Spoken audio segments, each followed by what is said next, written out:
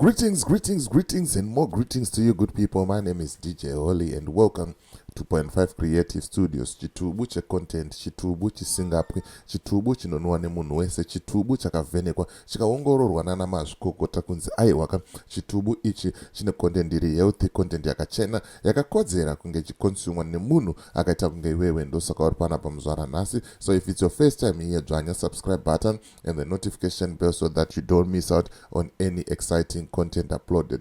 Asi kana wangowagara uri mugari wepanapa, dangokutenda nekuita sei nekurumidza kubhadhara rent. Thank you very much for supporting Point 5 Creative Studios.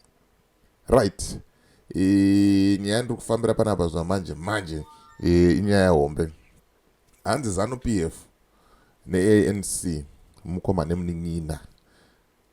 Handizoziva kuti chokwadi here izvo kuti hanzi same WhatsApp group ngoma ndiyo.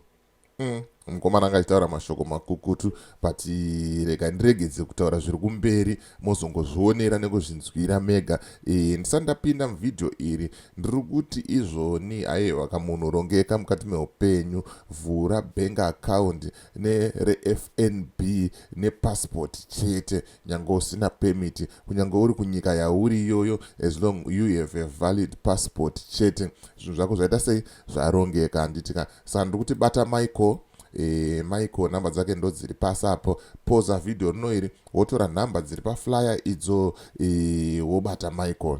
Nekuti vakawanda yenyu muri kundisira mameseji muchiti toda kuvhura bank account. Aiwa, idzo namba dziri kubuda pasi peblack apo ndedzangu inini DJ Holly. Idzo dziri paflyer idzo ndo namba dzani, namba dza Michael ndidzo namba dzacho dziri papo. Handitika saka batai mukomana okuitira ichi okufambirai, ofamba nenyaya dzenyu, oita zvinofanira kuti zviitwe, moita bank account. Munhu oita sei? Munhu orongeka. Handitika saka without wasting much of your time, rega tijambire muclip tinzwe kuti zviri kumbonzi chii nevanoziva zvematongerwo enyika. Zvikanzi aiwa ANC neZanu PF same WhatsApp group. Pakaipa, regedza tinzwe taufa. To fellow South Africans, this is an important point. The ANC's sister party is Zanu PF. They are learning tricks from Zanu. Liberation movements don't like losing elections because they trust them as a regression of the liberation. I want to introduce post-liberation politics. When you look at the SADC region, Malawi, those elections were rigged. They were called the TPEX elections. Zimbabwe can never claim free and fair elections. That dream is long gone. Ameno munoti chinawo mashoko ari kutaurwa apa. Hanzi Zimbabwe haizombofa yakaita ma-free and fair election. Chiroto ichocho chakatopera kare. Vanhu vaimbofunga kuti pamwe next time, but hanzi that dream is long gone. Hakusisina. Ndozviri kufungwa nedzimwe nyika pamusoro penyika yedu akomana. Hanzi taimborota kuti tichazoitawo ma-free and fair elections pamberapo. But ezvino zvakusisina, chiroto ichocho it's gone. Mawana. Amen. Kuti unoti chinazvo, isa comment section, utaura mafungiro ako, utaura maonero ako kuti bohere. Don't allow ourselves to follow the same patterns. Rather, prevention is better than cure.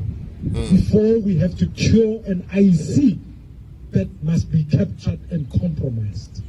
I would rather fight it up front, my brother. Because if I fight it after, it's too late. Then you have a problem. You have a Zimbabwean problem, you have a Malawian problem. The Zambian elections were rigged before Hakainde Hichilema was coming in there. And I can take you country by country. Because these things happen. Liberation movements fail to govern, and then they think they must govern by hook or by crook. Hanzi nyika dzakawanda ma-elections akabirirwa ndokuna kutudzai nyika nenyika ivo vanenge vachizviti vakarwa hondo ava vanotadza kumaneja, vanotadza kutungamirira nyika, vofunga kuti zvinhu zvese zvinoitwa nechikuruku, nechitsotsi, neumenemene. Ndosaka muchiona vachibirira maelections. Ndosaka muchiona vachimhanyira kuti 2030 tichipo, isusu tiri muna 2024. Ko mamwe makore ese aya munenge muchiitei? Vanenge vachirobha, vanenge vachiba, vanenge vachiluta, vanenge vachiita zvinhu zvisizvo.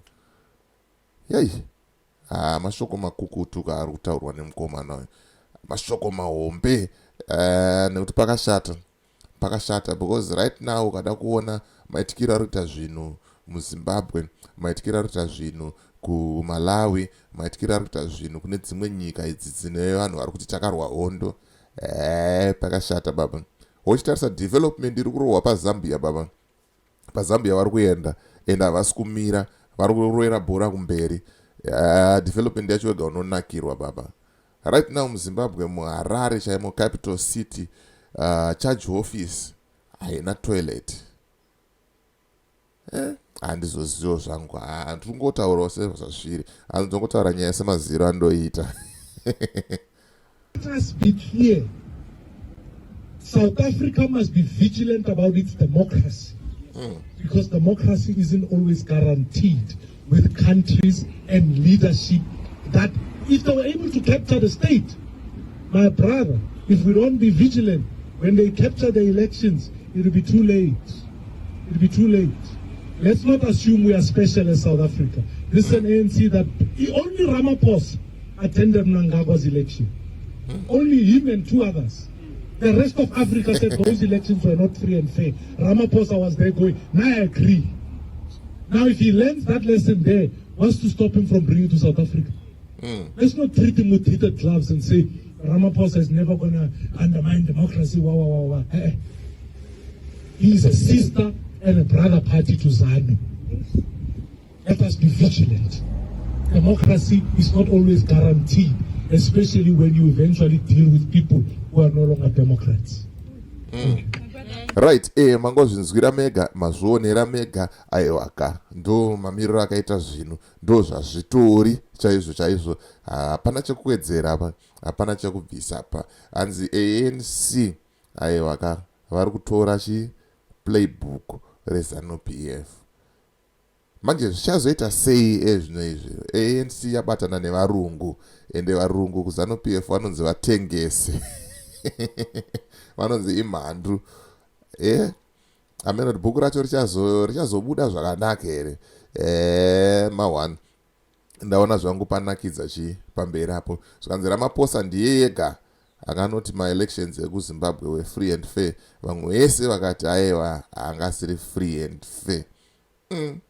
Ma1 kaya. So ndonyaya ngachingofamba nazvo manje ndango ndikuratidzei clip kuti zviri kutaurwawo kune dzimwe nyika pamusoro peZimbabwe kuti ma1 So as for me, DJ Wally and the rest of the crew behind the scenes, it's bye for now. Ngatisangane muvidhio rinoita sei rinotera.